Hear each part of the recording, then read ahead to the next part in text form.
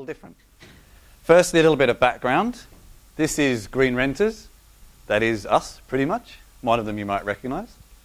And we don't always wear red jumpers. That's just coincidence. I don't know.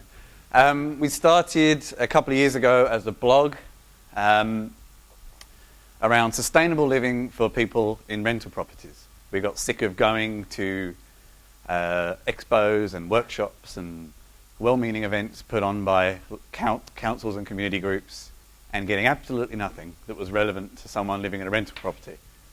So we just started a blog, and it kind of went from there, and people started asking us to come and talk at things because we were experts, apparently, where actually I have a computer science degree and Kate studied criminology, so there's absolutely no connection with sustainability whatsoever. We were just passionate people who got talking about things. And it's sort of gone from there, and about 18 months ago we became an official charity. That is what we are.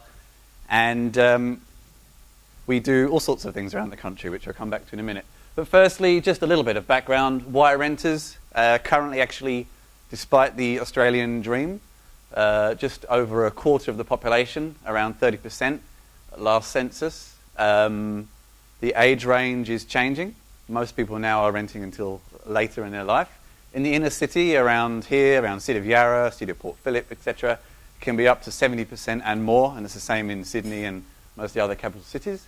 And up until recently, generally overlooked. And this is not just sustainability, that is our very particular niche, but generally. There's tenants' union and a few advocacy groups if there's a problem. But as just a community of people, largely we're just sort of treated as somewhat second-class citizens because we can't be bothered to get the money together to buy a house and cause all sorts of problems that were alluded to earlier. But anyway, a few quick quotes. Possibly the market has got a little better since we started, but it's still pretty damn expensive to buy. So a lot of us, to probably pushing 40, are going to be renting for a long time yet. So cheerful news there. Here's some of the challenges when it comes to sustainability. We get pulled into a lot of discussions around everything to do with renting, quite a lot. A lot of it is connected. Things like short-term leases. If you want to commit to the place you live, you're generally, there is no option to in Australia. In other countries, there are options for that kind of thing, but not here. In Victoria and some other states, there are no standards. We're not talking about environmental standards, we're talking about no standards. Landlords could theoretically rent you a shed, and that's absolutely fine. There are certain other things that come into play, but that's the theory. Things like share housing, again, this temporary nature of where you live. Low income, look, that is a bit of a cliche. We will probably say that most people on a low income are renting, but not all renters are on low income, but it's often a problem. Small spaces, no garden, these are often the types of things when we talk about the environment movement. Oh, make this, do that, plant this, plant that, or if you're living in a small shoebox apartment, it's slightly limited to those sorts of things. And then again, body corporates, lack of collective power, things like that. No one really stands up for us unless you've got yourself into trouble. It's been quite a struggle, and we'll allude to some of that later.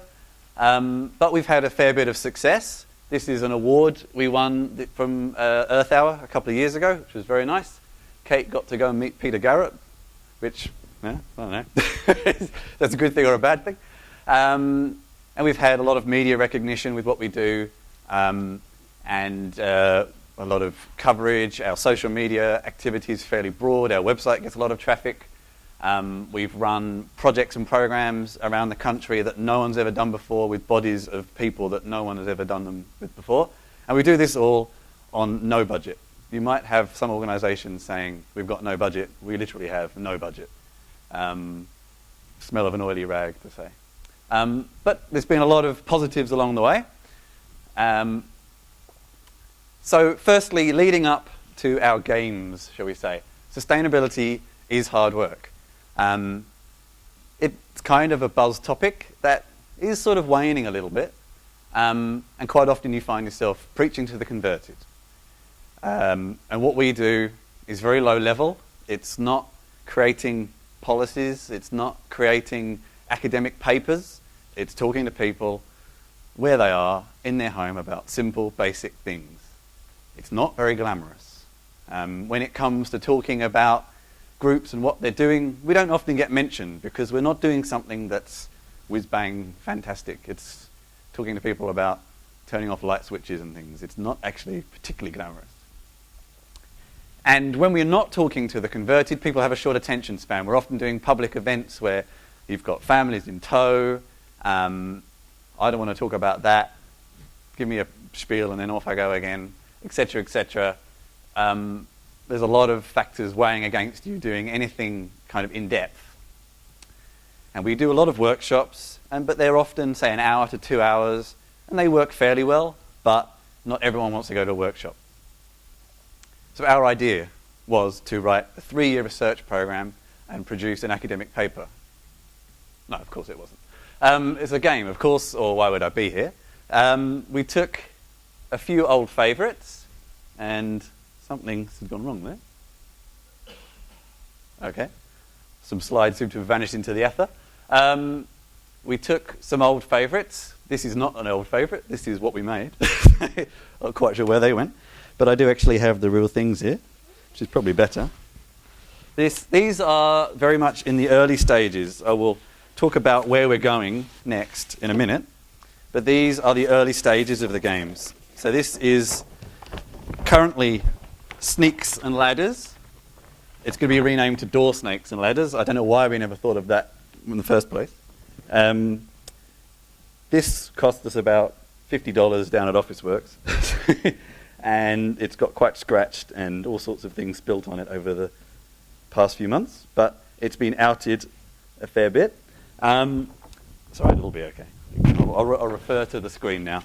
A lot of these have taught us a few things. For example, Snakes and Ladders, I don't know if you remember, isn't actually a very interesting game.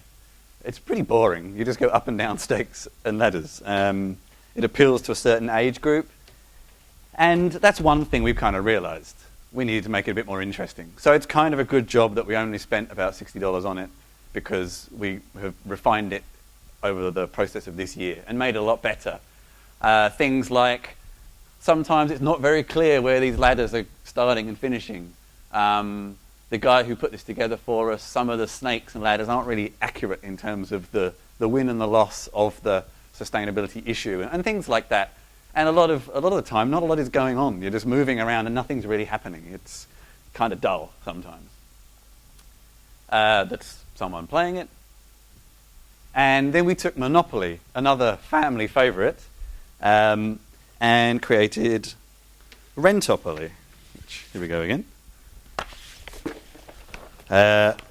Now, we have not got into legal issues of this yet, but I'm sure there may be some if it ever becomes popular.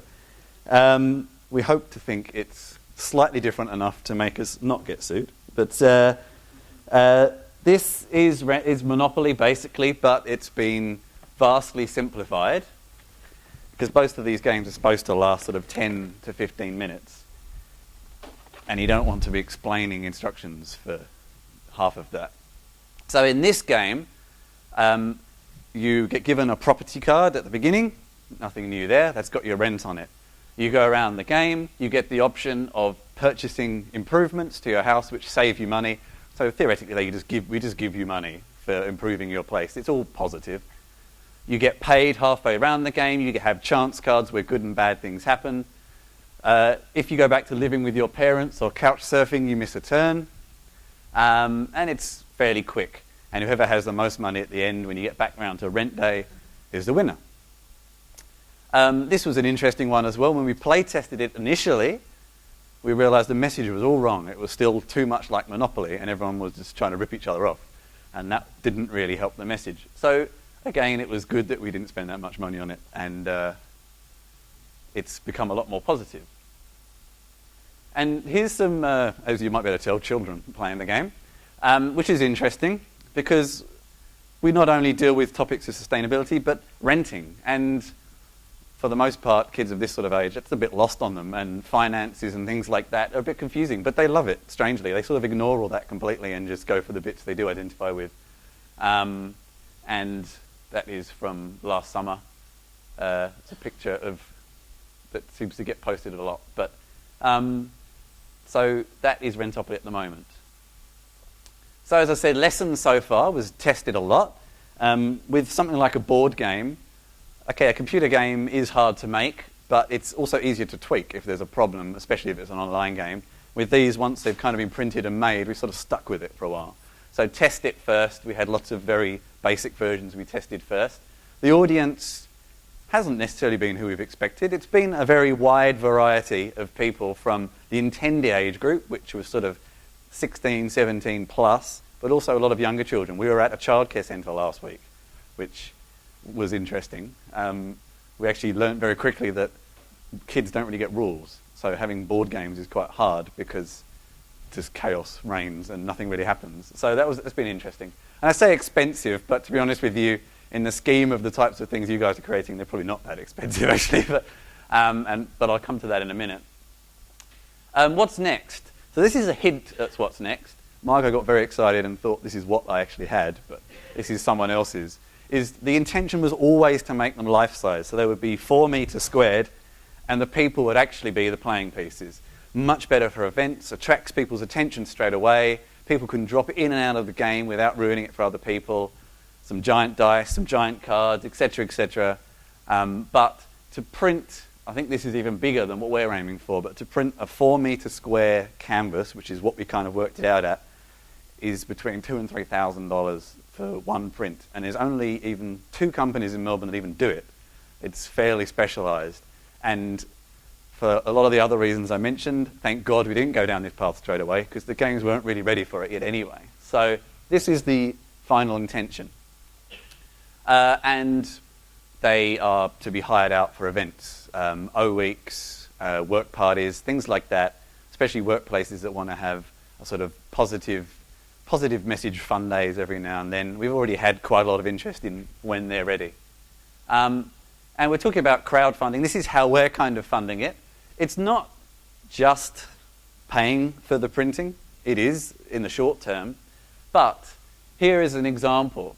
So we have a square where it says, you save $50 by getting a bike, and that square is sponsored by a bike shop. Not only is it helping us pay for things, it's some advertising, of course, for the bike shop, but as we're giving people positive information on things they can do, there's actually then a real place where they can go to and achieve it as well. It's not just, I should do this, 6 months later, I completely forgot to do that. There's actually a place where they can go and do it as well if they want to buy LED lighting or insulation or a bike, etc., etc. So that's what we're hoping to achieve with that. It's still in progress. We have about another week left. That's my one spruik. And that's about it. It's relatively simple. Thank you.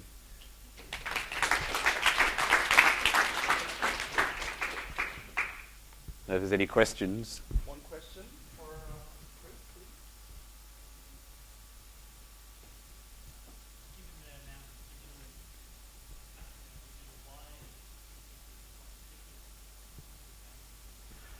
I was anticipating that question.